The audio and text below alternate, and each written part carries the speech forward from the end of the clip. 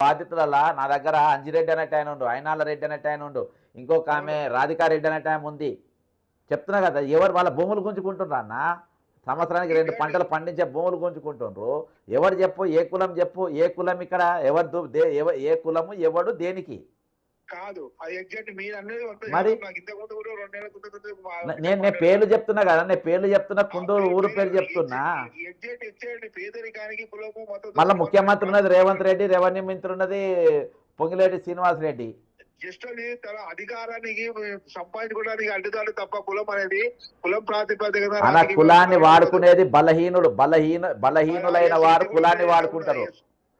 నా దృష్ట్యా ఎవడైతే బలహీనంగా ఉంటాడో వాడు ఎవడైనా సరే, బలహీనంగా ఉన్నవాడే కులాన్ని వాడుకుంటారు, బలహీనంగా ఉన్నవాడు మతాన్ని వాడుకుంటాడు. నేను అందుకని ఎప్పుడు కూడా నేను కులం కానీ మతం కానీ ఎప్పుడు తీసుకురాను. ఇక్కడ ఒకటే దోపిడీ. అది గొప్ప గొప్ప వ్యక్తిత్వం.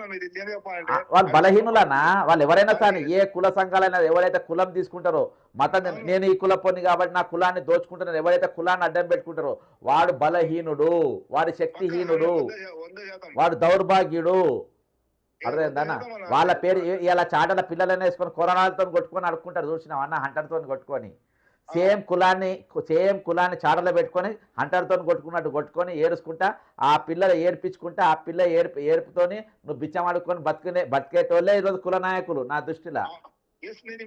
గతంలో చెప్పిన నాకు ఇంతకుముందు దేశ యూనివర్సిటీలో ఉన్నప్పుడు ఆర్ట్స్ కాలేజ్ చదివేటప్పుడు కేవలము నక్సలిజం ఒకటి, ఇస్లామిక్ టెర్రరిజం అనుకున్నా. తర్వాత ఉద్యోగం చేసిన తర్వాత నాకు అర్థమైపోయింది అంటే మొట్టమొదటి కుల నాయకులే. అసలు వాళ్ళతో పాటు ఈ దేశానికి ద్రోహం చేసేటప్పుడు కుల నాయకులు, ఉద్యోగ సంఘ నాయకులు పక్క చెప్తున్నా. నేను గమనించింది ఈ 2 ఎక్స్ట్రా చేసినాను. తర్వాత ఏంటంటే పారిశ్రామికవేత్తలు మూడోది. ఇవాళ ఇంతమంది ఉన్నారు.